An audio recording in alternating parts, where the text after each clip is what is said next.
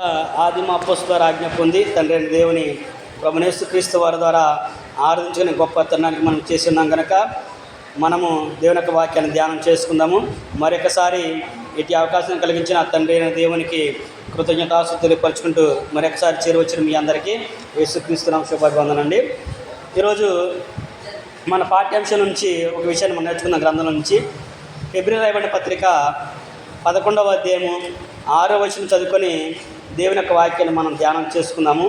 హెబ్రీయులకు రాయబడిన పత్రిక 11వ అధ్యాయము 6వ వచనం కనుక మనం చదువుకుంటే అక్కడ హెబ్రీ గ్రంథకర్త రాస్తూ 11వ అధ్యాయము విశ్వాస వీరుల జాబితాని గురించి రాస్తూ ఆయన 11వ అధ్యాయము 6వ వచనంలో అంటున్నాడు, విశ్వాసము లేకుండా దేవునికి ఇష్టడై ఉంట అసాధ్యము అనే విషయాన్ని తెలియపరుస్తున్నాడు. ఈ రోజున గ్రంథంలో నుంచి మనం నేర్చుకునే పాఠ్యాంశం పేరు ఏంటంటే విశ్వాస విషయంలో అభివృద్ధి. విశ్వాస విషయంలో అభివృద్ధి చెందామా లేదా అనేది మనల్ని మనమే పరిశీలన చేసుకోవాలి. దేవుని యొక్క వాక్యం చెప్పిన దాన్ని బట్టి మనము ఆలోచన చేద్దాము. చూసినట్లయితే ఇక్కడ హెబ్రీ గ్రంథకర్త మనకు తెలియపరుస్తుంది ఏంటంటే విశ్వాసము లేకుండా దేవునికి ఇష్టడై ఉండుట అసాధ్యము అనే విషయాన్ని చెప్పాడు. గ్రంథంలో కొన్ని రకాలైన నుండి విశ్వాసాల గురించి దేవుని యొక్క వాక్యం మనకి తెలియపరుస్తుంది.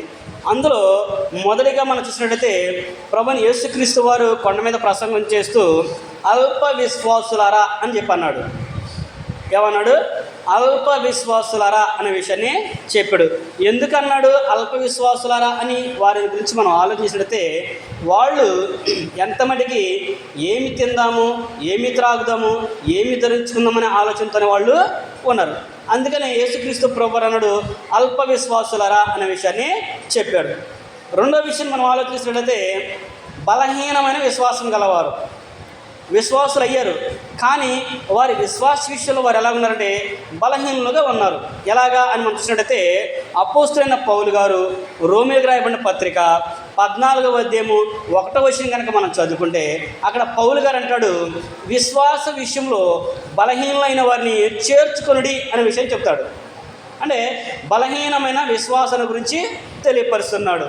మనం ఆలోచించినట్లయితే ఏంటంట అల్ప విశ్వాసము, బలహీనమైన విశ్వాసము అనే విషయాన్ని తెలియపరుస్తున్నాడు. మూడో విషయం మనం ఆలోచించినట్లయితే యేసుక్రీస్తు ప్రభువు గొప్ప విశ్వాసం అని అన్నాడు. గొప్ప విశ్వాసము అని చెప్పేసి చెప్పాడు. సందర్భం ఏంటి? మనము మత్తయి సువార్త 8వ అధ్యాయం చదువుకుంటే శతాధిపతి ఒక ఆయన ఉన్నాడు. ఆయన దగ్గర పనిచేసి ఆయన ఉన్నాడు. ఆయనకు రోగం వచ్చినప్పుడు ఆ శతాధిపతి ప్రభు దగ్గరికి తన సేవకులు పంపించి ప్రభువుని వేడుకునే సందర్భాన్ని మనం చూడగలము.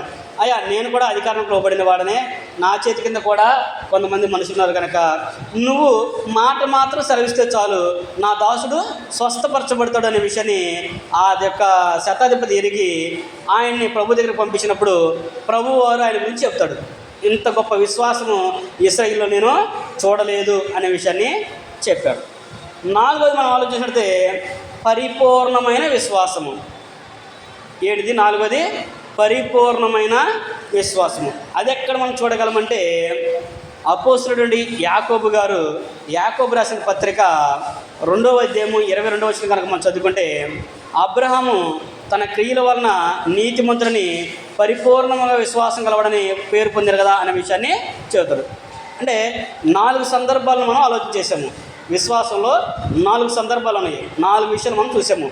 మొదటిది అల్ప విశ్వాసము, రెండోది బలహీనమైన విశ్వాసము, మూడోది ఏంటిది? మూడో విషయం చెప్పాడు గొప్ప విశ్వాసం అని చెప్పాడు. నాలుగోది విశ్వాసంలో పరిపూర్ణమైన విశ్వాసం, అంటే సంపూర్ణమైన విశ్వాసాన్ని కలిగి ఉండడం. ఇప్పుడు ఈ 4 మనం ఏ విశ్వాసాన్ని కలిగి ఉన్నాము? అల్ప విశ్వాసులుగా ఉన్నామా, లేదంటే బలహీనమైన విశ్వాసం గల వారిగా ఉన్నామా, గొప్ప విశ్వాసం గలవారు వీళ్ళు అని చెప్పుకున్నట్టుగా ఉన్నామా, లేదు వీళ్ళు విశ్వాసంలో సంపూర్ణులు అనే విషయంలో మనం ఉన్నామా అనేదాన్ని మనం ఆలోచన చేసినట్లయితే దేవుని యొక్క వాక్యము అందుకే తెలియపరుస్తుంటే విశ్వాసము లేకుండా దేవునికి ఇష్టడై ఉంట అసాధ్యము అని చెప్పిన తర్వాత ఆయన దగ్గరికి వచ్చేవారు ఆయన ఉన్నాడనియు తను వెదకు వారికి ఫలము దయచేయవడని నమ్మవలేను కదా అనే విషయాన్ని చెప్తున్నాడు. కనుక ఈ 4 విషయాల్లో మనం ఏ విశ్వాసం గలవారమి?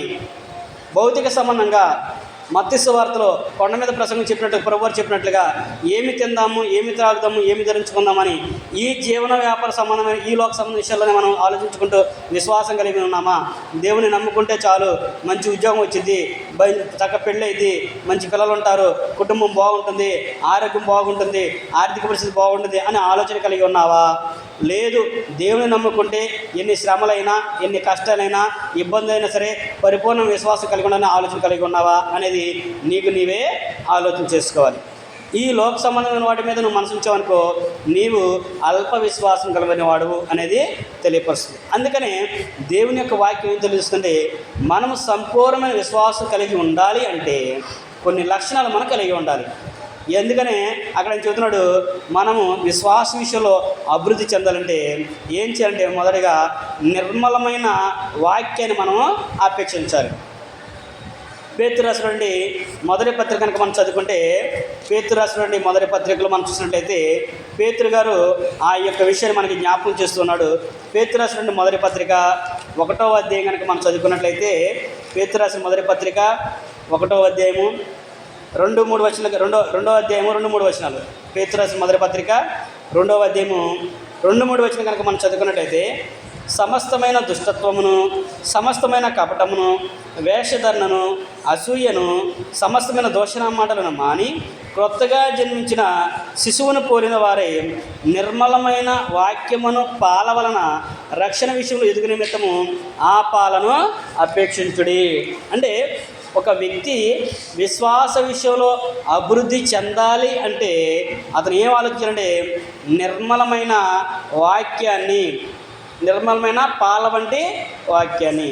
శ్రేష్టమైన పాలు ఎంత ఆరోగ్యకరమో అలాగే శ్రేష్టమైన వాక్యం కూడా మనకంత ఆరోగ్యకరణము అనేది గ్రంథం మనకి తెలియపరుస్తుంది. అందుకని ఇక్కడ అన్నాడు పౌలు, పేతురు గారు అన్నాడు, నిర్మలమైన పాల వంటి వాక్యముతో, వాక్యాన్ని మనం ఏంటంటే అంగీకరించాలి, వాక్యానికి మనము లోబడాలి అనేది ఇక్కడ తెలియపరుస్తున్నది మనము చూడగలము. ఇప్పుడు క్రైస్తవ విషయంలో అభివృద్ధి చెందడానికి గల 5 కారణాలు మనం చూద్దాము. ఒక వ్యక్తి విశ్వాస విషయంలో అభివృద్ధి చెందాలి అంటే ఒక 5 కారణాలు అన్నవి.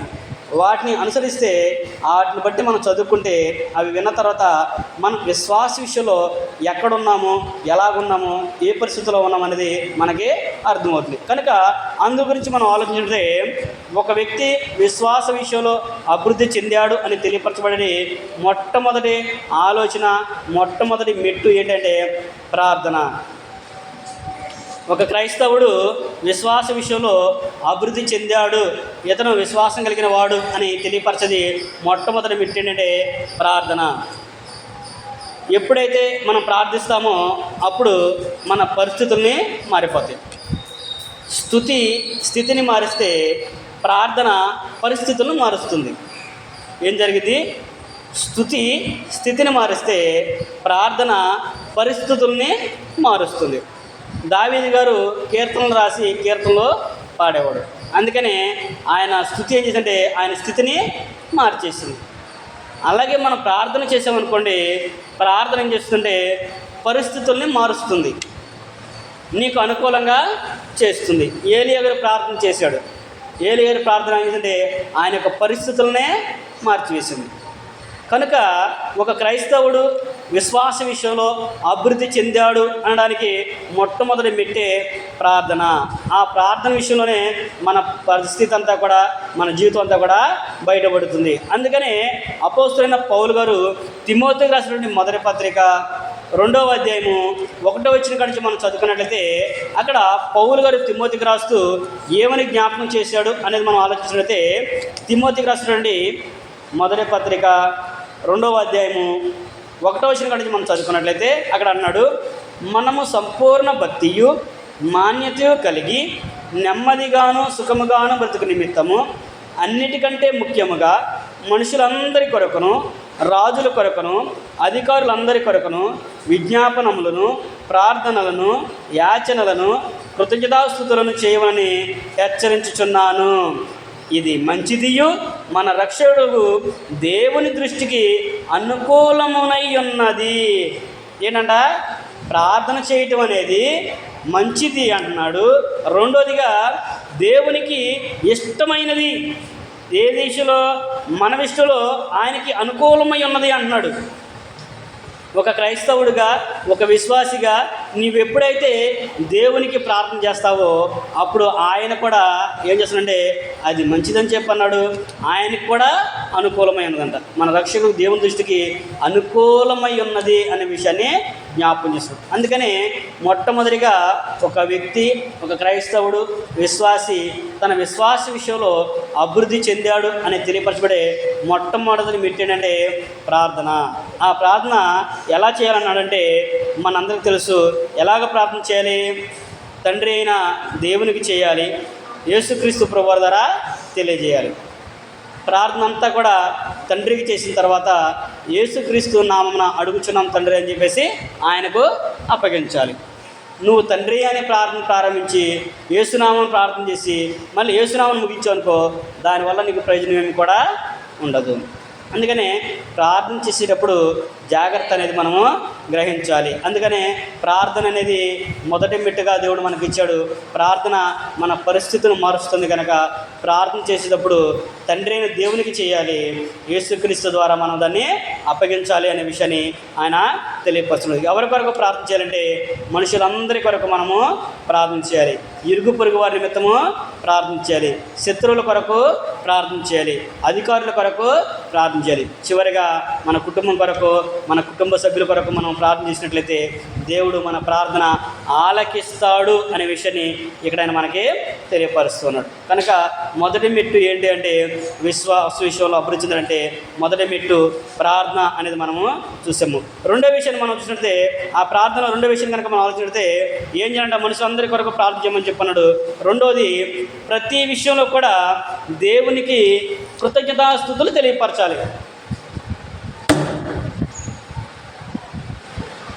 ప్రతి విషయంలో కూడా దేవునికి ఎల్లప్పుడూ కృతజ్ఞతాస్తుతులు తెలియపరచాలనే విషయాన్ని ఆయన తెలియపరుస్తున్నాడు. ఒక వ్యక్తి ఏ సందర్భంలో ఉన్నా, ఏ పరిస్థితిలో ఉన్నా, ఏ స్థితిలో ఉన్నప్పటికీ కూడా అతను ఏం చేయాలంటే, వాళ్ళు ఏం చేయాలంటే విశ్వాసులైన వాళ్ళు దేవునికి కృతజ్ఞతాస్తుతులు తెలియపరచాలి అనే విషయాన్ని అపోస్తలుడైన పౌలు గారు దశలోనికి రాసిన పత్రిక, మొదటి పత్రిక 5వ అధ్యాయం మనం చూసుకున్నట్లయితే 5వ అధ్యాయంలో అక్కడ ఆయన ఏమని తెలియపరుస్తున్నాడంటే 15వ వచనం నుంచి మనం చదువుకుంటే దశలోనికి రాసిన మొదటి పత్రిక 5వ అధ్యాయము 15వ వచనం నుంచి మనం చదువుకుంటే ఎవడును కీడుకు ప్రతి కీడు ఎవరికైనా చేయకుండా చూచుకునుడి.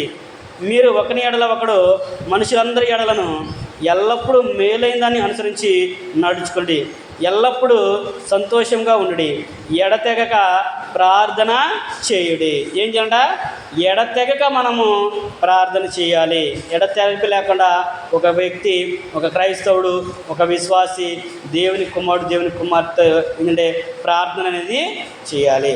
నువ్వు విశ్వాస విషయంలో అభివృద్ధి చెందావో లేదో అనేది మొదటి మెట్లోనే అక్కడ అర్థమవుతుంది. ప్రార్థన విషయంలోనే అర్థమవుతుంది అనే విషయాన్ని అక్కడ ఆయన మనకి తెలియపరుస్తున్నాడు. రెండోది మనం చూసినట్లయితే రెండో విషయాన్ని ఆలోచించితే వాక్యాన్ని ధ్యానం చేయాలి.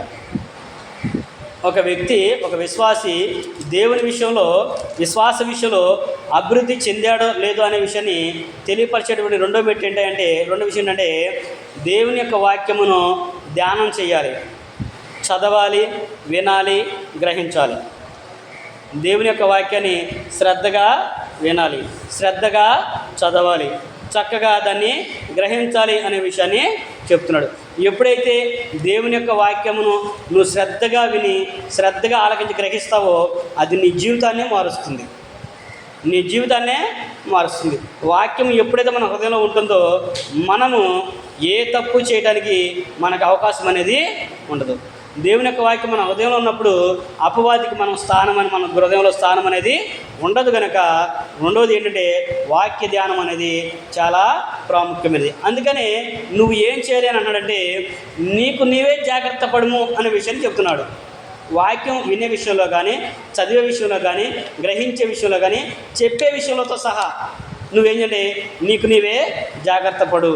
తిమోతికి రాసినటువంటి రెండో పత్రిక 2వ అధ్యాయము 15వ వచనం కనుక మనం చదువుకున్నట్లయితే, తిమోతికి రాసినటువంటి రెండో పత్రిక 2వ అధ్యాయము 15వ వచనం మనం చదువుకుంటే, అపోస్తలుడైన పౌలు గారు తిమోతికి తెలియపరుస్తున్నాడు, దేవుని ఎదుట యోగ్యునిగాను సిగ్గుపడనక్కరలేని పనివానిగాను సత్యవాక్యమును సరిగా ఉపదించువానిగాను నిన్ను నీవే దేవునికి కనపరుచుకొనుటకు జాగ్రత్త పడుము. ఏం చేయాలంట? నీకు నీవే జాగ్రత్త కలిగి ఉండు. ఏంటి విషయంలో? నువ్వు దేవుని ఎదుట యోగ్యంగా కనబడాలి అంటే, సిగ్గుపడనక్కలేని పనివానిగాని ఉండాలి అంటే, సత్యవాక్యం సరిగా ఉపదేశించేవానిగాని ఉండాలి అంటే, నువ్వేంటంటే నిన్ను నీవే జాగ్రత్తగా దేవునికి కనపరుచుకో. నిన్ను నీవే ఒకరికి లెక్క చెప్పాల్సిన అవసరం నీకు లేదు. కానీ నువ్వు ఒక రోజున మనం దేవునికి లెక్క చెప్పాలి. నువ్వు నా వాక్యాన్ని విన్నావు, నువ్వు గ్రహించావా? నా వాక్యం చదివావు, నువ్వు గ్రహించావా? నా వాక్యాన్ని అనుసరించావా నువ్వు అనే విషయాన్ని దేవుడు మనల్ని అడిగినప్పుడు మనం దానికి సమాధానం అనేది చెప్పాలి. అందుకనే ఇక్కడ పౌలు గారు తిమోతికి రాస్తూ అన్నాడు, నిన్ను నీవే దేవునికి కనపరచుకోవడానికి జాగ్రత్త పడు. నువ్వు విన్నావా లేదనేది దేవుడు నిన్ను అడుగుతారు. ఇరుగు పొరుగు వాళ్ళు అడిగినా కానీ అది అంతవరకే సంబంధం. కానీ నువ్వు విన్నానని చెప్పొచ్చు, కానీ దేవుడు దాన్ని ఆలకిస్తాడు కనుక, దాన్ని నిన్ను అడుగుతాడు కనుక నిన్ను నీవే జాగ్రత్త పడము అనే విషయాన్ని చెప్తాడు. అందుకనే మనము ఎల్లప్పుడూ కూడా దేవుని యొక్క వాక్యాన్ని ధ్యానించే వారికి మనము ఉండాలి. పౌలు గారు, దావీదు గారు అంటాడు కీర్తన గ్రంథంలో, యెహోవా ధర్మశాస్త్రములో ఆనందించుచు దేవారాత్రము దానిని ధ్యానించువాడు ధన్యుడు. కీర్తన గ్రంథము 1వ అధ్యాయము 2వ వచనంలో దావీదు గారు మనకి తెలియపరచడు, యెహోవా ధర్మశాస్త్రమందు ఆనందించుచు దేవారాత్రములు దానిని ధ్యానించువాడు ధన్యుడు. అలాగే ప్రకటన గ్రంథంలో కూడా యోహాను గారు అంటాడు, ఈ ప్రవచన గ్రంథం ముందున్న వాక్యములను చదువువాడును వినువాడును వీటిని గ్రహించువాడును ధన్యుడు అనే విషయాన్ని చెప్తున్నాడు. ఎందుకంట సమయము సమీపించినది కనుక. ప్రకటన గ్రంథము 1వ అధ్యాయము 3వ వచనం కనుక మనం చదువుకుంటే, అక్కడ ప్రకటన గ్రంథంలో యోహాను గారు అంటాడు, సమయము సమీపించినది కనుక ఈ ప్రవచన వాక్యములు చదువువాడును వాటిని విని ఇందులో వ్రాయబడిన సంగతులు గైకొనువాడును మరీ ధన్యులని ఆయన చెబుతూ ఉన్నాడు. కనుక రెండోదిగా ఏముండాలంటే, మన విశ్వాస విషయంలో అభివృద్ధి చెందామో లేదని తెలియపరచాలి అంటే, ఒక క్రైస్తవుడు అభివృద్ధి చెందడం తెలియపరచాలి అంటే వాక్య ధ్యానం అనేది ఉండాలి. వాక్య ధ్యానం అంటే నువ్వేంటే ఎదుటికి చెప్పాల్సిన అవసరం లేదు, కానీ నీకు నీవే దేవునికి సమాధానం చెప్పాలి కనుక నువ్వు విన్నావా, గ్రహించావా, చదివావా లేదనేది నీకు నీవే జాగ్రత్త పడాలి. రెండోదిగా దేవారాత్రం దేవుని యొక్క వాక్యాన్ని ధ్యానం చేయాలి. అలా చేసిన వాడు ధన్యుడు అని చెప్పన్నాడు. మూడో విషయం మనం ఆలోచించినట్లయితే, వాక్యాన్ని అంగీకరించి పరిశీలన అనేది చేయాలి. పరిశీలన చేస్తే గనులు అని కూడా చెప్పాడు. పరిశీలన చేసిన వారిని గనులు అనే విషయాన్ని చెప్పాడు. అపోస్తుల కార్యములు 17వ అధ్యాయము 11వ వచనం మనం చదువుకుంటే, అక్కడ బెరయ సంఘస్థుల గురించి చెబుతూ ఆయన అంటాడు, వీరు దెసలోనికలో ఉన్న వారి కంటే కూడా గనులయ్యుందిరి కనుక పౌలును శీలయును చెప్పిన సంగతులు అలా ఉన్నవో లేవో అని ప్రతి దినము కూడా వాళ్ళు లేఖనములను పరిశోధించుతూ వచ్చిరి. వాళ్ళు ప్రతి దినము కూడా దేవుని యొక్క వాక్యాన్ని పరిశోధించుతూ వచ్చరి. అందుకనే వాళ్ళు గనులు అని చెప్పాను. గనులు అంటే గొప్పవారితో వారిని పోల్చారు. కనుక మనము కూడా క్రైస్తవ విశ్వాస విషయంలో ఒక వ్యక్తి అభివృద్ధి చెందాడు అని తెలియపరచబడాలి అంటే, నువ్వు నీ విశ్వాసము ఏ స్థితిలో ఉందో తెలియాలి అంటే, మొదటిగా ప్రార్థన అనేది తెలుస్తుంది. రెండో విషయము వాక్య ధ్యానంలో మన పరిచర్య, మన యొక్క ఆ విశ్వాసము బయటపడుతుంది అనే విషయాన్ని మనము గమనించగలము. మూడో విషయం మనం చూసినట్లయితే, మనం ఆలోచిస్తే సహవాస విషయంలో అభివృద్ధి అనేది చెందాలి. ఒక క్రైస్తవుడు విశ్వాస విషయంలో అభివృద్ధి చెందాడు అంటే ఎలా ఉంటుంది, ఎక్కడ తెలియపడుతుందంటే సహవాసంలో తెలియపరచబడుతుంది. ఎవరితో సహవాసం చేయాలి, ఎప్పుడు సహవాసం చేయాలి, ఎలా సహవాసం చేయాలి అనేది కూడా దేవుని యొక్క వాక్యం మనకి తెలియపరుస్తుంది. మనము ఎవరితో సహవాసం చేస్తున్నాము అనేది ప్రతి ఒక్కరు కూడా ఆలోచన కలిగి ఉండాలి. ఈరోజున ఆదివారము ప్రభు దినము, మన సహవాసం ఎవరితో ఉండాలి? క్రైస్తవులతో ఉండాలి, దేవుని పిల్లలతో ఉండాలి, దేవునితో ఉండాలి.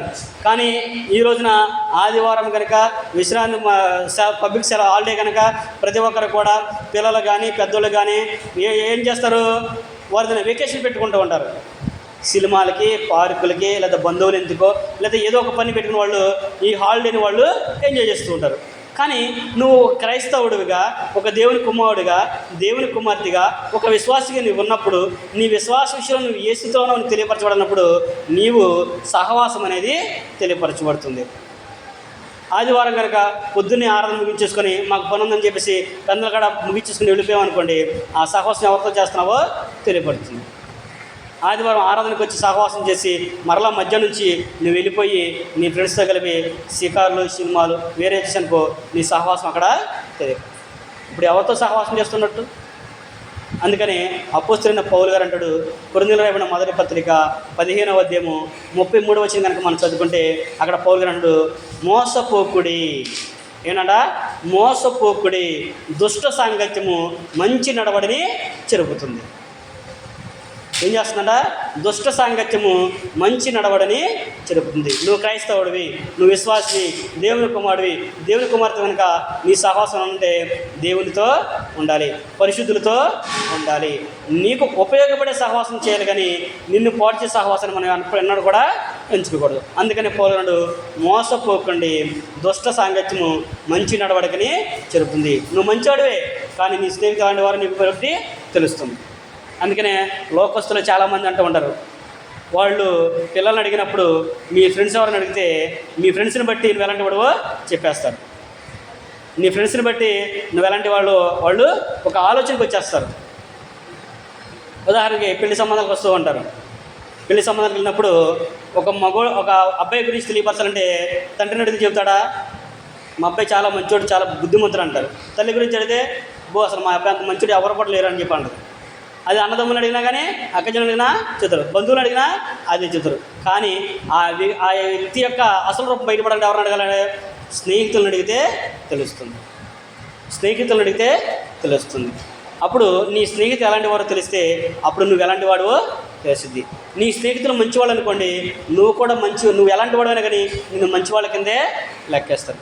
కనుక దుష్ట సాంగత్యము మంచి నడవడి జరుగుతుంది. కనుక మన సహవాసము చాలా జాగ్రత్తగా ఉండాలి అనే విషయాన్ని తెలియపరచదు. అందులో రెండో విషయం మనం ఆలోచించినట్లయితే కొరింథీయులకు రాయబడిన 2వ పత్రిక కనుక మనం చూసినట్లయితే అక్కడ పౌలు గారు కొరింథీ పట్టణానికి రాస్తూ కొరింథీలో ఉన్న క్రైస్తవులకి, విశ్వాసులందరికీ కూడా రాస్తూ ఆయన తెలియపరుస్తున్నాడు. అంటే కొరింథీయులకు రాయబడిన 2వ పత్రికలో మనం చూసినట్లయితే 6వ అధ్యాయము 14వ వచనం కాడి నుంచి మనం చదువుకుంటే, కొరింథీయులకు రాయబడిన 2వ పత్రిక 6వ అధ్యాయము 14వ వచనం చదువుకుంటే పౌలు గారు అంటున్నాడు, మీరు అవిశ్వాసులతో జోడుగా ఉండకుడి, నీతికి దుర్నీతితో ఏమి సాంగత్యము, వెలుగునకు చీకటితో ఏమి పొత్తు, క్రీస్తునకు బెలియాలతో ఏమి సంబంధము, అవిశ్వాసితో విశ్వాసికి పాలెక్కడది, దేవుని ఆలయమునకు విగ్రహములతో ఏమి పొందిక, మనమైతే జీవము గల దేవుని ఆలయమై ఉన్నాము అనే విషయాన్ని చెప్తున్నాడు. ఇప్పుడు దేవుని కుమారుడిగా ఉన్న మనము, దేవుని కుమార్తెగా ఉన్న మనము అవిశ్వాసులు జోడేంటి? మనకి నీతిమంతులమైన మనము అనీతిమంతులతో మన సాంగత్యం ఏంటి? వెలుగులో ఉన్న మనము లోకంలో ఉన్నటువంటి చీకటి, లోకస్తులు ఎవరైతే ఉన్నారో వారు చీకటితో పోల్చాడు దేవుడు. అలాంటి వారితో నీకు సాంగత్యం ఏంటి? అలాంటి వారితో నీకు పొత్తు ఏంటి? క్రీస్తుకు బెలియాలతో ఏమి సంబంధం అంటే అపవాదికి క్రీస్తుకు సంబంధం ఏంటి? నువ్వు విశ్వాసివి, నీకు అవిశ్వాసతో సాంగత్యం ఏంటి, పాలెక్కడది అనే విషయాన్ని అన్నాడు.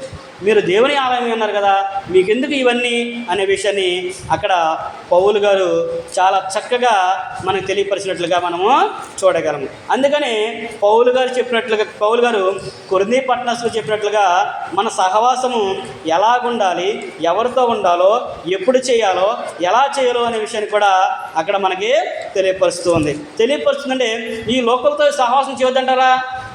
చేయొద్దనే వంటల ఈ లోకలతో సహవాసం చేయొద్దంటే నువ్వు ఎక్కడ ఉండాలంటే అడవిలో ఉండాలి అంటాడు. అందుకనే ఈ లోకంలోనే నువ్వు స్నేహం చేసేటప్పుడు నీ స్నేహితులు ఎలాంటి వాళ్ళు, నువ్వు ఎవరితో సహవాసం చేస్తున్నావు అనేది నువ్వు ఆలోచన చేసుకోవాలి. అందుకనే ఇక్కడ పౌలు గారు మొదటి పత్రికలోనే ముందుగానే చెప్పాడు, రెండో పత్రిక రాయకముందే మొదటి పత్రిక రాసి మొదటి పత్రికలోనే 5వ అధ్యాయము 9వ వచనం నుంచి కనుక మనం చదువుకున్నట్లయితే ఎవరితో సాంగత్యం చేయొద్దు, ఎవరితో సహవాసం చేయొద్దో చెప్తున్నాడు. చూసినట్లయితే కొరింథీయులకు రాయబడిన మొదటి పత్రిక 5వ అధ్యాయము 9వ వచనం నుంచి చదువుకున్నాం. కొరింథీయులకు రాయబడిన మొదటి పత్రిక 5వ అధ్యాయము 9వ వచనం నుంచి మనం చదువుకుంటే ఆయన అంటున్నాడు, జారులతో సాంగత్యం చేయవద్దని నా పత్రికలో మీకు రాసి ఉంటుంది. అయితే ఈ లోకపు జారులతోనైనను, లోపులతోనైనను, దోచుకొని వారితోనైనను, విగ్రహార్థులతోనైనను ఏమాత్రం సాంగత్యం చేయవద్దని కాదు. అలాగైతే మీరు ఈ లోకం నుండి వెళ్ళిపోవలసి వచ్చును కదా. ఇప్పుడైతే సహోదరుడు అనబడిన వాడు ఎవడైనను జారుడుగా కానీ, లోబిగా కానీ, విగ్రహార్థకుడిగా కానీ, తిట్టుబోతు కానీ, త్రాగుబోతు కానీ, దోచుకునేవాడుగా కానీ అయ్యున్న ఎడల అట్టివానితో సాంగత్యం చేయకూడదు, భుజింపనకూడదని మీకు వ్రాయిచున్నాను. ఈ లోకంలో విగ్రహార్థికులు ఉన్నారు, జారులు ఉన్నారు, అలాగే లోపులు ఉన్నారు, దోచుకునే వాళ్ళు కూడా ఉన్నారు. వారితో నువ్వు సహవాసం చేయొద్దని నేను చెప్పట్లేదు. అలాగైతే ఈ లోకంలో నీకు ఎవరు తెలుసు? దొంగలు నీకు తెలిసిద్దా? దొరికేవాడికి ఎవరు దొంగ తర్వాత తెలియదు. అందుకనే నువ్వు వాళ్ళతో నువ్వు చెప్పట్లా. నీ సహోదరుడు అనబడిన వాడు, నీలో ఉన్నవాడు, నీ సహోదరుడు, ఒక విశ్వాసి, ఒక క్రైస్తవుడు ఎవరైతే ఉన్నారో వారితో నువ్వు జాగ్రత్తగా ఉండాలి. నువ్వు ప్రార్థనకి వెళ్తున్నావని తెలుసు, కానీ నిన్ను తప్పు చేయడానికి ఎవరైతే ప్రేరేపిస్తున్నాడో వాడితో నువ్వు సాంగత్యము చేయకూడదు. నువ్వు విశ్వాసం అని తెలుసు, అయినప్పటికీ కూడా నిన్ను నాశనం చేయాలని ఎవరు చూస్తున్నారో అలాంటి వారితో నువ్వు చెయ్యొద్దు. నువ్వు విశ్వాసం అని తెలుసు, అయినా కానీ విగ్రహాలు తీసుకుని దండం పెట్టిస్తున్నాడంటే అలాంటి వాడితో నువ్వు సహవాసము చేయొద్దని నువ్వు తెలుసుకొని జాగ్రత్తగా ఉండమని చెప్పేసి ఇక్కడ పౌలు గారు మనకి తెలియపరుస్తున్నాడు. కనుక సహోదరులు ఎవరైతే అలాంటి వాళ్ళు ఉన్నారో వారితో నువ్వు సాంగత్యము చెయ్యొద్దు, అదే మనకి మంచిది అనే విషయాన్ని చెబుతున్నాడు. నిన్ను పాడు చూసే వారితో నువ్వు ఎప్పటికీ సహవాసం అనేది చేయకూడదు. మరి ఎవరితో సహవాసం చేయాలంటే అక్కడ యోహాను గారు అంటాడు, మన సహవాసం అయితే ఎవరితో ఉందనేది మనం చూసినట్లయితే యోహాను రాసిన మొదటి పత్రిక మనం చూసినట్లయితే యోహాను రాసిన మొదటి పత్రిక 1వ అధ్యాయంలో కనుక మనం చదువుకుంటే అక్కడ యోహాను గారు అంటాడు, 1వ అధ్యాయము 3వ వచనం కనుక మనం చదువుకుంటే, మాతో కూడా మీకును సహవాసం కలిగినట్లు మేము చూచిన దానిని వినిన దానిని మీకు తెలియపరుస్తున్నాము. మన సహవాసం అయితే తండ్రితో కూడాను ఆయన కుమారుడైన యేసుక్రీస్తుతో కూడాను ఉన్నది. మన సహవాసం ఎవరితో ఉందంటే తండ్రి అయిన దేవునితో ఉన్నది, ఆయన కుమారుడైన యేసుక్రీస్తు వారితో మన సహవాసము ఉన్నది అని ప్రతి వ్యక్తి కూడా జ్ఞాపకం ఉంచుకొని మన సహవాసం అనేది కొనసాగించాలి. అందుకనే విశ్వాసికి అవిశ్వాసతో సాంగత్యం ఏంటి అనే విషయాన్ని చెప్తున్నాడు. నువ్వు విశ్వాసివి కనుక, క్రైస్తవుడు కనుక నువ్వు క్రైస్తవులతో సహవాసం చేసి నువ్వు దేవునితో సహవాసంగా ఉన్నవాడిగా నీ సహవాసం వలన ఇతరులను ప్రేరేపించి నువ్వు దేవుని సన్నిధిలోనికి వారిని నడిపించే వారిగా ఉండాలి. అలాంటి వారితో నువ్వు సహవాసం అనేది చేయాలి. నీ స్నేహితుడికి నువ్వు క్రైస్తవుడు అని తెలుసు, అలాంటప్పుడు వాళ్ళ ఇంట్లో విగ్రహార్థం చేస్తున్నావు అనుకో, అయా నువ్వు ఇది తినొద్దు, ఇది మేము విగ్రహాలు పెట్టింది అని ఏ స్నేహితుడు అయితే అంటాడో అలాంటి వారితో నువ్వు స్నేహం చేయి. అయ్యా నువ్వు ప్రార్థన చేస్తున్నాడు కనుక ఇది మాది బలి అర్పించింది కానీ నువ్వు తినకూడదు అని ఎవరైతే అంటారో అలాంటి వారితో నువ్వు సహవాసాన్ని కొనసాగించు. అయ్యా నువ్వు క్రైస్తవుడివి, మేము మంచివాళ్ళం, ఇప్పుడు ఇది మేము వెళ్ళే పార్టీ వేరే పార్టీ, నువ్వు రావద్దు, వచ్చినా కానీ నీ పని ఉంచుకొని వెళ్ళిపో అని ఎవరైతే నిన్ను చేస్తారో అలాంటి వారితో నువ్వు సహవాసాన్ని చెయ్యి. ఎందుకంటే వాళ్ళు నీ బాగు కోరుతున్నారు కనుక అలాంటి వారితో మన సహవాసం అనేది ఉండాలి. అందుకనే ఒక క్రైస్తవుడు విశ్వాస విషయంలో అభివృద్ధి చెందని తెలియపరచాలి అంటే అందుకనే దేవ వాక్యం చెప్పినట్లుగా మొదటిగా ప్రార్థన ఉండాలి. ప్రార్థన అనేది పరిస్థితులని మారుస్తుంది. రెండోది వాక్యం మన హృదయంలో ఉండాలి. వాక్యాన్ని ధ్యానించాలి, దాన్ని పఠించాలి, దాన్ని గ్రహించాలి. ఆ వాక్యము మన హృదయంలో మన జీవితాలని మారుస్తుంది. మూడవది సహవాసం అనేది తెలియపరుస్తుంది. సహవాస విషయంలో నువ్వు అభివృద్ధి చెందావు అనుకో, నువ్వు ఎవరితో సహవాసం చేస్తున్నావో ఎవరితో ఉన్నావో తెలిసినప్పుడు అప్పుడు దేవుడు కూడా నీ పట్ల సంతోషాన్ని వ్యక్తపరుస్తాడు అనే విషయాన్ని మనము చూసాము.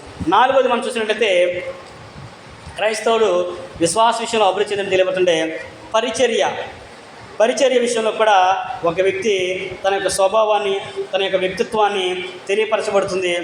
వారు ఎలాంటి పరిస్థితుల్లో ఉండి దేవుని పట్ల ఆసక్తిగా ఉన్నారో అనే విషయాన్ని కూడా తెలియపరచబడుతుంది. అందుకని ఆయన ఏమన్నాడంటే ఎప్పటికీ కూడా ప్రభు కార్యాభివృద్ధి యందు ఆసక్తిలో ఉండాలి అని చెప్తున్నాడు. పరిచర్య అంటే దేవుడు మనకిచ్చిన తలాంతరం బట్టి మనం చేసే పని. పాటలు పాడేవాళ్ళు పాటలు పాడే తలంతో దేవుడు వాళ్ళకి ఇస్తారు. వాళ్ళు పాటలు పాడేటట్లుగా ఉండాలి. పరిచర్య అంటే కొంతమంది వంటలు బాగా చేస్తారు, లేదంటే పరిచర్య అంటే నీళ్లు పోయడం కానివ్వండి, లేదంటే భోజనాలు వండడం కానీ భోజనాలు వండడం కానీ బాగా ఉంటారు. వాళ్ళు దేవుని పనిలో వాళ్ళ వంతు వాళ్ళు దాన్ని ఉపయోగించాలి. కొంతమంది ఆర్థికంగా బాగుంటారు కనుక, వాళ్ళ ఆర్థిక పరిస్థితి బాగుంది కనుక వాళ్ళు ఏంటంటే సేవకుడిని ప్రోత్సహించేటట్లుగా చేయాలి. పరిచర్య అంటే అది మనకి దేవుడు ఇచ్చిన దాన్ని బట్టి మనం దాన్ని ఉపయోగించుకోవటం. దాని విషయంలో అన్నాడు పౌలు గారు అన్నాడు, కొరింథీయులకు మొదటి పత్రిక 15వ అధ్యాయము 58వ వచనం కనుక మనం చదువుకుంటే అక్కడ ఆయన అంటాడు, మీరు ఏ విషయంలో కూడా వెనకడుగు వేయొద్దు, ఎప్పటికీ కూడా ప్రభు కార్యాభివృద్ధి యందు ఆసక్తులై ఉండండి అనే విషయాన్ని చెబుతున్నాడు. కొరింథీయులకు మొదటి పత్రిక 15వ అధ్యాయము 58వ వచనం మనం చదువుకుంటే అక్కడ పౌలు గారు మనకి జ్ఞాపకం చేస్తూ ఉన్నాడు. దాన్ని ఒకసారి మనం చదువుకున్నట్టయితే 15వ అధ్యాయము 58వ వచనం కనుక మనం చదువుకుంటే, కాగా నా ప్రియ సహోదరులారా, మీ ప్రయాసము ప్రభువునందు వ్యర్థము కాదని ఎరిగి స్థిరులను కదలని వారును ప్రభు కార్యాభివృద్ధి యందు ఎప్పటికీ ఆసక్తులై ఉండండి. ఎప్పుడు మేమే చేయాలా, ఎప్పుడు మేమే ఇవ్వాలా, ఎప్పుడు నేనే ఇవ్వాలా అనే ఆలోచన ఎప్పుడు కూడా మనము చేయకూడదు. అందుకే ఇక్కడ అన్నాడు, నా ప్రియ సహోదరులారా, మీ ప్రయాసము ప్రభువునందు వ్యర్థం కాదని ఎరగాలి. ఇప్పుడు మనం ఏ పని చేసినా కానీ ఎవరి కొరకు చేస్తామని ఆలోచించాలి, దేవుని పని చేస్తామని ఆలోచన ఉండాలి. ఇప్పుడు మీటింగ్ పెట్టుకున్నాం అనుకోండి, క్లాస్ పెట్టుకున్నాం అనుకోండి, ఒకళ్ళు భోజనం వండడానికి, లేకపోతే ఒకళ్ళు నీళ్ళు తేవటము, ఒకళ్ళు పరిచయం చేయడము, కుర్చీలు వేయటము, ఇవన్నీ చేసామనుకోండి, ఎవరి కోసం చేస్తున్నాం అనుకోవాలి, సేవకుడి కోసం చేస్తున్నాము లేకపోతే మా బంధువుల కోసం చేస్తున్నాము అని ఎప్పుడు కూడా మనము అనుకోకూడదు. ఎవరి కోసం చేస్తున్నామంటే దేవుని కొరకు నేను చేస్తున్నాను. ఇక్కడ నిలబడింది నీ కొడుకైనా, నీ తండ్రి అయినా, నీ భర్త అయినా, లేకపోతే నీ తమ్ముడైనా, ఎవరైనా సరే వారిని అలాగా చూడకూడదు. దేవుని యొక్క ప్రతినిధిగా మనము చూడాలి. నేను చేసే పని దేవుని పని అని నువ్వు ఆలోచించాలి. నేను ఆయనకి చేయట్లేదు, దేవునికి నేను చేస్తాను, కాబట్టి నాకు ప్రతిఫలం ఇచ్చేది ఎవరంటే దేవుడు నాకు ప్రతిఫలం ఇస్తారనే ఆలోచన మనం కలిగి ఉండాలి. అందుకని అక్కడ పౌలు గారు ప్రభువునందు మీ ప్రయాస వ్యర్థము కాదని ఎరిగి స్థిరులను కదలని వారును ప్రభు కార్యాభివృద్ధి యందు ఎప్పటికీ కూడా ఆసక్తులై ఉండాలి అనే విషయాన్ని తెలియపరుస్తున్నాడు. అలాగా మనకు చేయగలిగిన కొద్దీ దేవుని పని నిమిత్తము చెయ్యాలి, పరిచర్య చేయాలి, పరిచర్యలో పాలి భాగస్థం అవ్వాలనే విషయాన్ని అక్కడ తెలియపరుస్తుంది. ఎవరికి చేయాలి అంటే ప్రాముఖ్యంగా విశ్వాస గృహమునకు చేరిన వారికి మనం పరిచర్య చేయాలి. గలతీయులకు రాసిన పత్రిక 6వ అధ్యాయము 10వ వచనం కనుక మనం చదువుకున్నట్లయితే, గలతీయులకు రాయబడిన పత్రిక 6వ అధ్యాయము 10వ వచనం మనం చదువుకుంటే, 6వ అధ్యాయం మనం చూసినట్లయితే 6 నుంచి సేవకునికి ఇవ్వాల్సిన విషయాల గురించి చెప్పిన తర్వాత 10వ వచనంలో అంటాడు, కాబట్టి మనకు సమయము దొరికిన కొలది అందరి ఎడలను విశేషంగా విశ్వాస గృహమునకు చేరిన వారి ఎడలను మేలు చేయుదుము. ఏం చేస్తామంట, మనము మేలు చేసేవారిగా ఉండాలి. ఎవరికి? మరీ విశేషంగా విశ్వాస గృహమునకు చేరిన వారి ఎడల. విశ్వాస గృహం అంటే ఒకడు క్రైస్తవుడైనప్పుడు క్రైస్తవుడు ఉన్న సహోదరుడికి మనము ఎక్కువగా మేలు చేయడానికి ఆస్కారం అనేది ఉంది. అది మనకు ప్రయోజనము అని కూడా ఇక్కడ పౌలు గారు గలతీయులో ఉన్న వారి ద్వారా మనకి తెలియపరుస్తూ ఉన్నాడు. ఏం చేయాలంట, అక్కడ మనకు మేలైంది మనం వారికి మేలైంది చేయాలి. ఎందుకు చెబుతున్నాడు ఆయన? అలా చేయకపోతే మనకు పాపం అంటున్నాడు.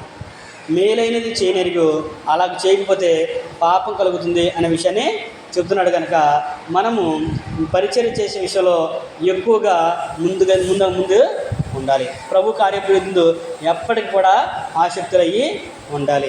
మరి విశేషంగా విశ్వాస గృహములకు చేరిన వారి ఎడల మనము మేలు చేసేవారిగా ఉండాలి. వాళ్ళకి ఏం కావాలో, వాళ్ళకి ఏం అవసరమో, ఏదైనా పని చేయాలనుకుంటే వారికి మనం ఏమి అనుకోకుండా ఏమి ఆలోచించకుండా వారికి పరిచర్య చేయడానికి ముందుగా ఉండాలి. కొంతమంది పెద్దవాళ్ళు ఉంటారు, కొంతమంది ముసలి వాళ్ళు ఉంటారు.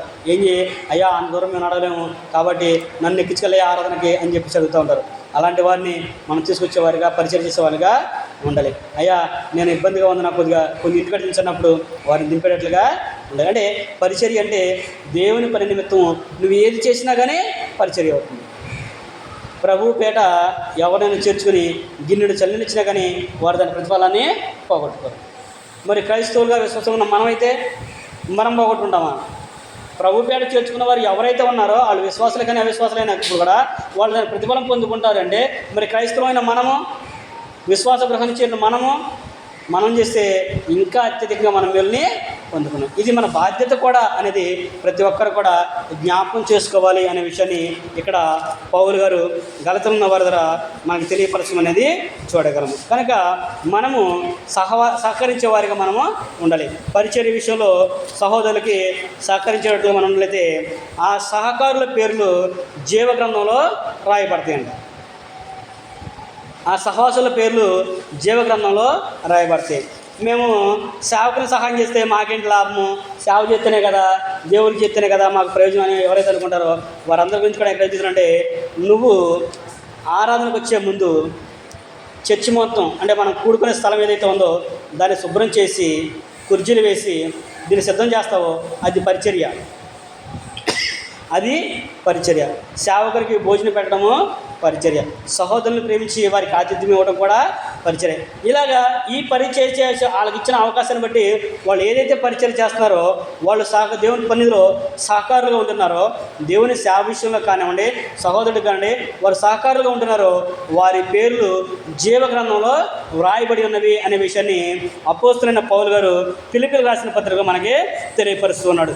మనం చదువుకున్నట్లయితే ఫిలిప్పీయులకు రాసిన పత్రిక మనం చూసినట్లయితే 4వ అధ్యాయం చూసినట్లయితే ఫిలిప్పీయులకు రాయబడిన పత్రిక 4వ అధ్యాయము 2వ వచనం నుంచి మనం చదువుకున్నట్లయితే, ప్రభువునందు ఏక మనసు గలవారై ఉండుడని యువోదికీయను సుంటికేను బతిమాలు కొనుచున్నాను. అవును, నిజమైన సహకారి ఆ స్త్రీలు క్లెమెంతుతోనూ నా ఇతర సహకారులతోనూ సువార్త పనిలో నాతో ప్రయాసపడిన వారు కనుక వారికి సహాయం చేయమని నిన్ను వేడుకొనుచున్నాను.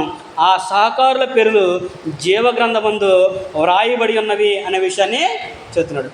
ఇక్కడ పౌలు గారు ఒక పట్టణానికి సువార్త ప్రకటన చేయడానికి వెళ్ళినప్పుడు ఆయనకి దారి ఖర్చులు అంటే ప్రయాణ ఖర్చులు కానివ్వండి, తన ప్రయాణం భోజనాలు కానివ్వండి, ఏమైతే ఉన్నాయో వానికి పరిచయం చేయడానికి వారు సహకరించారు. వారు వాటన్నిటిని కూడా ఇచ్చి పంపించారు. కనుక అక్కడ పౌలు గారు ఫిలిప్పీయుల్లో ఉన్న వారికి రాస్తూ నిజమైన సహకారులు ఆ స్త్రీలు. ఎవరు మళ్ళీ స్త్రీలు అంట వాళ్ళందరూ కూడా స్త్రీలే. వాళ్ళందరూ కూడా నాకు సహకరించి నన్ను ప్రోత్సహించి నన్ను నడిపించారు. పరిచర్యలో కూడా నాతో పాటు పాలిభాగస్వామిగా ఆ సహకారుల పేర్లు జీవగ్రంథంలో వ్రాయబడి ఉంది. అంటే పరిచర్య చేసే విషయంలో మనం సహకరిస్తే మన పేర్లు జీవగ్రంథంలో రాయబడతాయి. ఇప్పుడు సేవకుడిగా నేనుండి అనేక ప్రాంతాల్లో నేను తిరుగుతూ ఉన్నాను. నేను అనేక మంది సువార్త పని చేస్తున్నప్పుడు కొన్ని ఆత్మను ప్రభు కొరకు నేను సంపాదించానుకోండి, దాంట్లో మీ వాటా కూడా ఉంటుంది. ఎందుకంటే ఈ యొక్క స్థానిక సంఘంలో నేను ప్రోత్సాహపడి ఈ స్థానిక సంఘం ద్వారా నేను బ్రతుకుతున్నాను కాబట్టి, నా కుటుంబం దీని మీద ఆధారపడింది కాబట్టి, నేను ఎక్కడైతే పరిచర్య చేస్తున్నానో, ఎవరినైతే నేను ప్రభు నడిపిస్తున్నానో వారి యొక్క ఆత్మ సంబంధమైన విషయంలో మీకు కూడా వాటా ఉంటుంది. మీరు కూడా పాలిభాగస్తులవుతారు. మీ పేర్లు కూడా జీవగ్రంథంలో రాయబడతాయి. అదే ఇక్కడ పౌలు గారు చెప్పాడు. ఆయన ఇతరుల నుంచి వేరే పట్టణానికి వెళ్తున్నప్పుడు ఆ స్త్రీలందరూ కూడా ఆయన ప్రయాణ ఖర్చులకి, ఆయన దారి అవసరతలకు, ఆయన భోజనాలకి వాటన్నిటి కూడా ఏర్పాటు చేసి వాళ్ళకి ఇచ్చారు. కనుకనే పౌలు గారు ఆ విషయాన్ని జ్ఞాపకం. కనుక మనము విశ్వాస విషయంలో అభివృద్ధి చెందాము అని తెలియపరచబడాలంటే, ఒక క్రైస్తవుడిగా మనం అభివృద్ధి చెందామని తెలియాలంటే మొదటి మెట్టు ప్రార్థన. మనుషులందరి కొరకు మనము ప్రార్థించాలి. ప్రార్థన అనేది దేవునికి మనకు మంచిది, దేవునికి అనుకూలమైనది. మన యొక్క చిత్తాన్ని బట్టి, మన యొక్క ఆలోచన బట్టి దేవునికి అనుకూలమైనది. ప్రార్థన పరిస్థితుల్ని మారుస్తుంది. రెండవది వాక్య ధ్యానము. మనము ఎల్లప్పుడూ వాక్యాన్ని ధ్యానం చేయాలి. చదవాలి, వినాలి, గ్రహించాలి. అలా చదవడం, వినడం, గ్రహించడం ద్వారా ఆ వాక్యం మన హృదయంలో నాటబడుతుంది. అప్పుడు మనకు మారు మనసు అనేది వస్తుంది.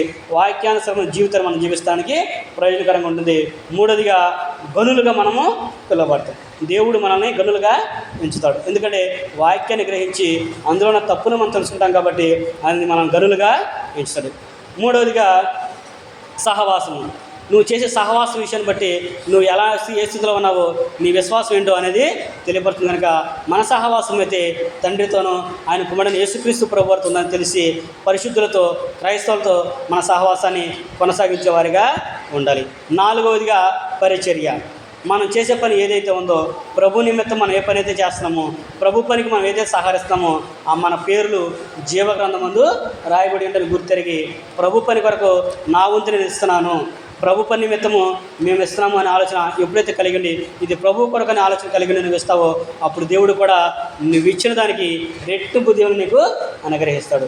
నీ కుటుంబంలో సమృద్ధినైనా అనుగ్రహిస్తాడు అనే విషయాన్ని మనము గమనించున్నాము. అలాగే 5వ విషయం మనం ఆలోచించినట్టయితే, చివరిగా 5వ విషయం అంటే విశ్వాస విషయంలో అభివృద్ధి. విశ్వాస విషయంలో అభివృద్ధి. మనము పాఠ్యాంశం పేరు కూడా అదే, ముందే చెప్పాను, క్రైస్తవ విశ్వాస విషయంలో అభివృద్ధి. ఒక వ్యక్తి విశ్వాస విషయంలో అభివృద్ధి చెందాడు అంటే ఎలా తెలియపరచబడుతుంది అంటే, ప్రార్థన తెలుస్తుంది, వాక్య ధ్యానము, సహవాసము, పరిచర్య అనేది మనం చూసాము. ఈ 4 మనం చూసాము. 5వది విశ్వాసాన్ని మనం ఆలోచించేద్దాము. ఈ విశ్వాసంలో కూడా ప్రభువు చెప్పాడు గ్రంథంలో కొన్ని రకాలైన విశ్వాసాల గురించి రాయబడి, అందులో 4 రకాల విశ్వాసాల గురించి మనము ఆలోచించేసాము. ఏం 4 రకాల విశ్వాసాలు? ప్రభువారు ఏమన్నాడు? అవిశ్వాసులు అని అన్నాడు. అవిశ్వాసులు అని కొండ మీద ప్రసంగంలో ప్రభువారు మత్తయి సువార్త 6వ అధ్యాయంలో చెప్పాడు. ఎవరి గురించి చెప్పాడు? ఈ విషయమై, ఈ జీవన ఉపాధి విషయమై, ఏమి తిందమో ఏమి త్రాగదమో అని ఏం ధరించుకుందామనే ఆలోచన కలిగిన వారిని అవిశ్వాసులతో పోల్చాడు. అల్ప విశ్వాసులారా, మీరు అనేకమైన పిచ్చుకల కంటే శ్రేష్ఠులని మీరు ఎరగరా? మీ దేవుడు వాటికంటే మిమ్మల్ని అద్భుతంగా పోషించడా? మీరు ఎందుకు మర్చిపోతున్నారనే విషయాన్ని ప్రభువారు చెప్పినట్లుగా మనం వారిని గద్దించినట్లుగా చూడగలము. 2వది బలహీనమైన విశ్వాసము. విశ్వాసం కలిగిన వాళ్ళే దేవుని నమ్మారు, విశ్వాసం ఉంది, కానీ వాళ్ళ విశ్వాసంలో బలహీనులు. అంటే వాళ్ళు ఏం ఆలోచన చేస్తారు అంటే, కొన్నింటిని చేయొచ్చని, కొన్నింటిని చేయకూడదని, ఇలా ఉంటే మంచిదని, ఇలా ఉండకపోతే మంచిది కాదు అని ఆలోచన చేస్తుంటారు. వాళ్ళు ఎవరంటే విశ్వాస విషయంలో బలహీనులు. ఒక విశ్వాసి అయితే ఎలా ఉండాలంటే ప్రతి దానిలో కూడా నమ్మకత్వాన్ని కలిగి ఉండాలి. దేవుడు సర్వశక్తిమంతుడు. సర్వశక్తిమంతుడైన దేవుడు నమ్ముతారా? సర్వశక్తిమంతుడని దేవుడు నమ్మినప్పుడు ఈ లోకం మీద ఆయనకు అధికారం ఉందా లేదా? ఈ లోకం మీద అధికారం ఉన్నప్పుడు దేవుడు మంచి రోజు ఒకటే చెడ్డ రోజు పుట్టించాడా? చేశాడా? శుక్రవారం మంచిది కాదు, మంగళవారం మంచిది కాదు, శనివారం మంచిది కాదు అని అంటూ ఉంటారు. ఆయన సోమవారం సృష్టి చేసినప్పుడు ఈరోజు మంచిది కాదు, ఈరోజు దేవుడు సూర్యచంద్రం చేశాడు కాబట్టి ఇది మంచిది కాదు అన్నాడా? దేవుడు సృష్టిని చేసినప్పుడు 6 దినాలు కూడా సృష్టిని కలిగించినప్పుడు ఆయన కలిగించే ప్రతిదీ కూడా అది మంచిది మంచిది మంచిది అని ఆయన చెప్పాడు. దేవుడు ప్రతిదీ కూడా మంచిది తినడు. ఆయన మంచి రోజు చేస్తే ఈరోజు మంచిది కాదు, పలానా రోజు మంచిది కాదని నువ్వెలా నిర్మిస్తావు? నువ్వెలా కలిగిస్తావు? వారిని బలహీనమైన విశ్వాసం గలవారు అని చెప్పేసి చెప్పాడు. 2వది వాస్తువులు చూసేవాళ్ళు. వాస్తువులు చూస్తూ ఉంటారు. వాస్తువులు వచ్చేసరికి వాస్తుందా? భూమి ఎవరి చుట్టూ తిరుగుతుంది? సూర్యుని చుట్టూ తిరుగుతూ ఉంది. మరి భూమి సూర్యుని చుట్టూ తిరిగేటప్పుడు ఈ రోజున ఇది ఈశాన్య మూల అంటావు, మరి ఇటు తిరిగి వచ్చినప్పుడు ఈశాన్యం ఎటు వచ్చింది? భూమి ఎట్లా తిరుగుతున్నప్పుడు నీకు ఈశాన్యం ఎటు ఉంటుంది? భూమి ఎక్కడ ఉంది అసలు? భూమి ఎక్కడ ఉంది అంటే దేవుడు ఆకాశంలో శూన్యమండలం మీద ఆయన వేలాడదీశాడు దాన్ని. ఆకాశంలో భూమిని దేవుడు వేలాడదీశాడు. దానికి ఆధారం ఏమీ లేదు. అది సూర్యుడు చుట్టూ అలా తిరుగుతూ ఉంది. అలాంటప్పుడు నీకు వాస్తు ఎక్కడి నుంచి వచ్చింది? వారిని బలహీనమైన విశ్వాసం గలవారు అని చెప్పన్నాడు. 3వది చూసినట్టయితే తిమోతి గారు చెప్తాడు, తీతుతో చెప్తాడు ఏమంటే, కొందరు వివాహం మంచిది కాదంటారు, వివాహం చేసుకోకూడదని కొంతమంది చేస్తారు. కొంతమంది కొన్ని దేవుడు పరిశుద్ధపరిచిన వస్తువులు తినడం మానాలి అని అంటారు. అంటే భోజనం కూడా తినడం మానేసేయాలి అని చెప్పేసి చెప్పారు. వాళ్ళు కొన్ని తినొచ్చు, కొన్ని తినకూడదని మానేసే వాళ్ళ గురించి చెప్పారు. వాళ్ళు బలహీనమైన విశ్వాసం గలవాళ్ళు. ఇది చేయొచ్చు, ఇది చేయకూడదు, అది చేయొచ్చు, ఆడకి వెళ్ళకూడదు, ఏళ్ళకి వెళ్ళకూడదు, అది చేయకూడదు, ఇది చేయకూడదు చెప్పాలి. ఎవరైతున్నారో వాళ్ళు విశ్వాస విషయంలో ఎవరంటే బలహీనమైన వాళ్ళు. చేతులు కట్టుకోకుండా భోజనం చేయొచ్చు, చేయకూడదు అని అంటారు. చేతులు కట్టుకోవడం ఎక్కడ చెప్పారు? ఆ విషయాన్ని దేవుని యొక్క వాక్యం కూడా చెప్పాడు.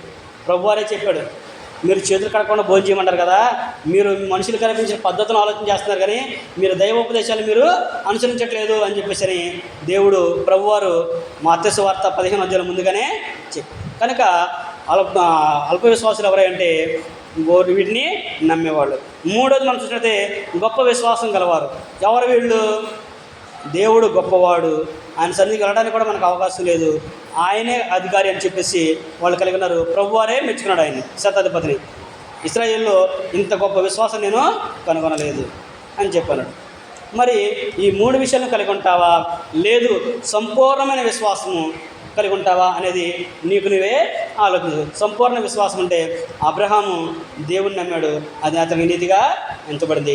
ఆయన విశ్వాసులకు తండ్రి అని పిలువబడ్డాడు. ఎందుకు ఆయన విశ్వాసులకు తండ్రి అని పిలువబడ్డాడంటే ఆయన ఇటువరకు చూడని సంగతుల గురించి ఆయన బోధింపడలేదు, కానీ దేవుడు పిలిచినప్పుడు ఏ మాత్రం కూడా ఆలస్యం చేయకుండా దేవుని మాటను బట్టి ఆయన వచ్చేసి ఆయన వెంబడించాడు. ఇప్పుడైనా మనకి ఆధారం ఉంది. మన విశ్వాసం కలిగి ఉంటే దేవుడు మనల్ని కాపాడుతాడు అని, ఇదిగో విశ్వాసం కలిగి ఉంటే మనకు నిత్య జీవాన్ని ఇస్తాడు అని, విశ్వాసం కలిగి ఉంటే క్రీస్తు ప్రభు ద్వారా మనకు పరలోకాన్ని చేర్చుకుంటాడనే విశ్వాసం మనకి, నిరీక్షణ అనేది మనకి ఉంది. కానీ అబ్రహాం పిలువబడినప్పుడు ఆయనకి నిరీక్షణ లేదు, ఆయనకి ఆధారము లేదు. అందుకని పరిపూర్ణమైన విశ్వాసం గలవాడు అబ్రహాము అనే విషయాన్ని యాకోబు పత్రిక 2వ అధ్యాయము 22వ వచనం మనము చదువుకున్నాం. కనుక అలా సంపూర్ణమైన విశ్వాసం మనం కలిగి ఉండాలి అంటే ఈనాడు క్రైస్తవులుగా మనం కూడా ఎలాంటి లక్షణాలు కలిగి ఉండాలో చివరిగా 2 వచనం చదువుకుని మనం ముగించుకుందాము.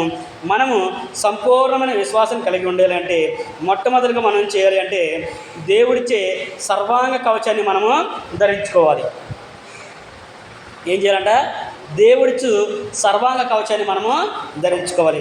ఎఫెసీయులకు రాయబడిన పత్రిక 6వ అధ్యాయము 10వ వచనం నుంచి కనుక మనం చదువుకుంటే, ఎఫెసీయులకు రాయబడిన పత్రిక 6వ అధ్యాయము 10వ వచనం నుంచి మనం చదువుకుంటే అపోస్తలుడైన పౌలు గారు ఎఫెసీయులకు రాస్తూ అంటాడు, దేవుడిచ్చే సర్వాంగ కవచాన్ని మీరు ధరించుకోండి అనే విషయాన్ని చెబుతున్నాడు.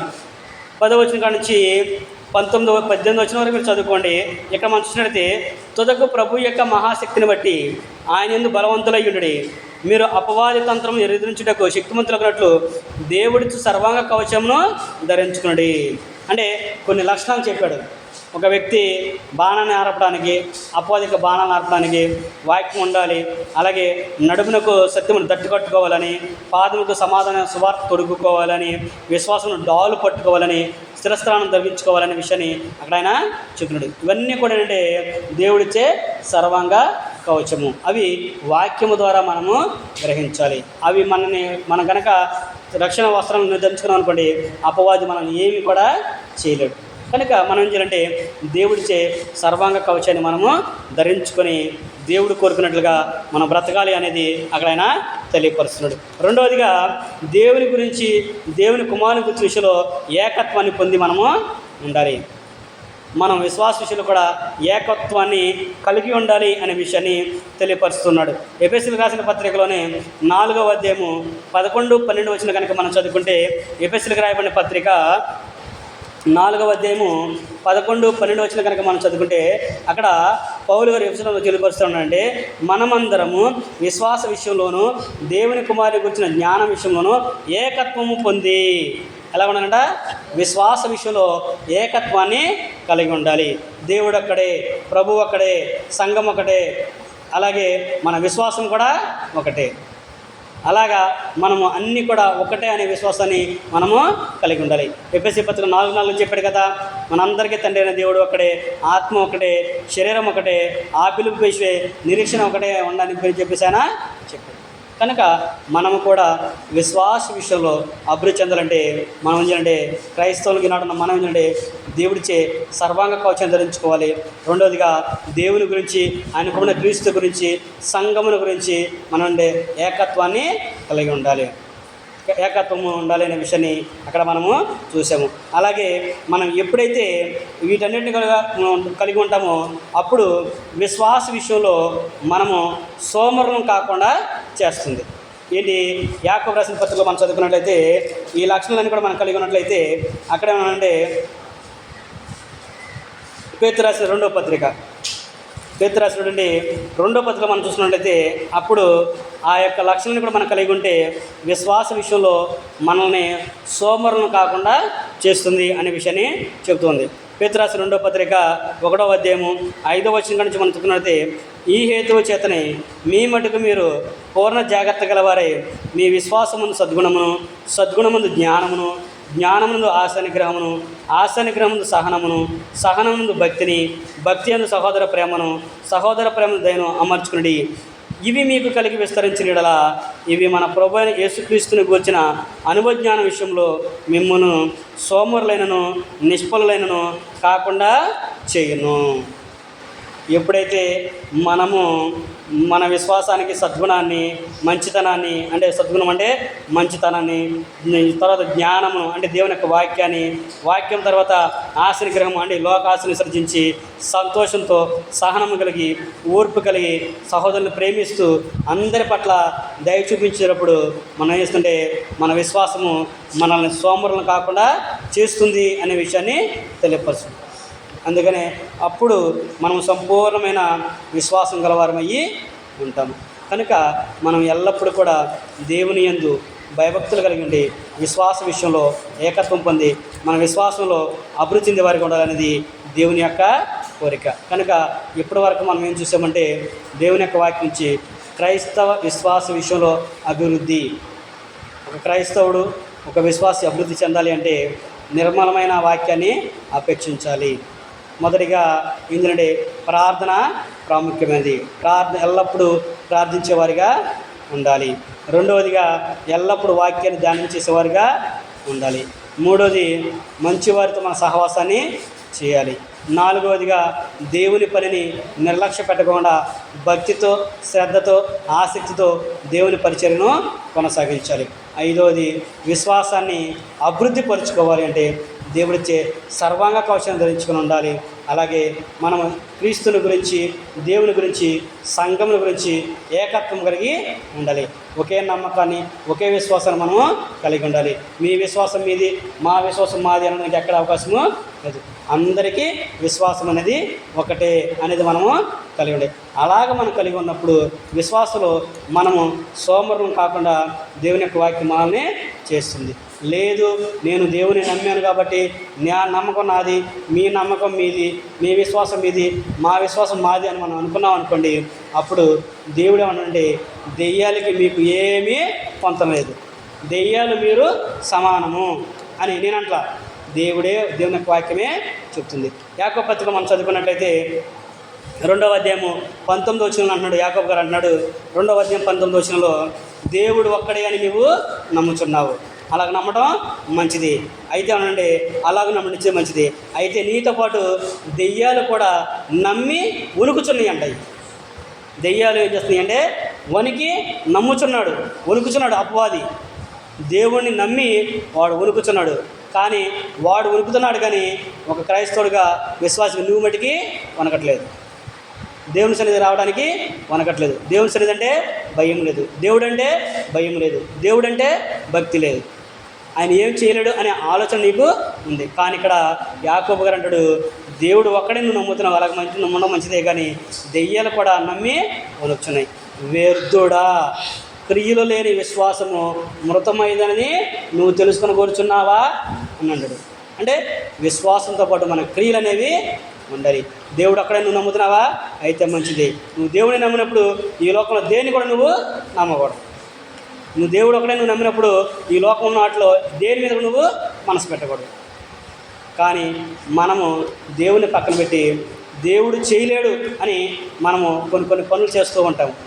ఇంటి ఎదురుగా గుమ్మడికాయలు కడతారు, అలాగే ఇంటి ముందు దిష్టి బొమ్మలు పెట్టుకోవడం, అంటే దేవుడు ఇవి చేయలేడని చెప్పేసి అవన్నీ కూడా తగిలిస్తున్నారు. దిష్టి అని, లేకపోతే ఇయ్యని అయ్యని చాలా ఉన్నాయి, మనవాళ్ళు చేసేవి చాలా ఉన్నాయి. అంటే నువ్వేం నమ్ముతున్నావు? అక్కడ దేవుని నమ్మట్లా. నువ్వు ఆ గుమ్మడికాయ నేను కాబడుతుంది గుమ్మడికాయ కొట్టుకుంటున్నావు, బొమ్మలు నేను కాబడుతున్నా బొమ్మలు పెట్టుకుంటున్నావు. అంతేగా మరి మన విశ్వాసం అక్కడతోనే ఆగిపోయింది. అందుకని దేవుడు అంటే వ్యర్థుడా అని అన్నాడు. క్రియలేని విశ్వాసము మృతమైనదని తెలుసుకొని కూర్చున్నావా అని చెప్పేసి ఆయన చెప్పు. కనుక ప్రాణము లేని శరీరం ఎలాగ మృతమో క్రియలేని విశ్వాసం కూడా మృతము.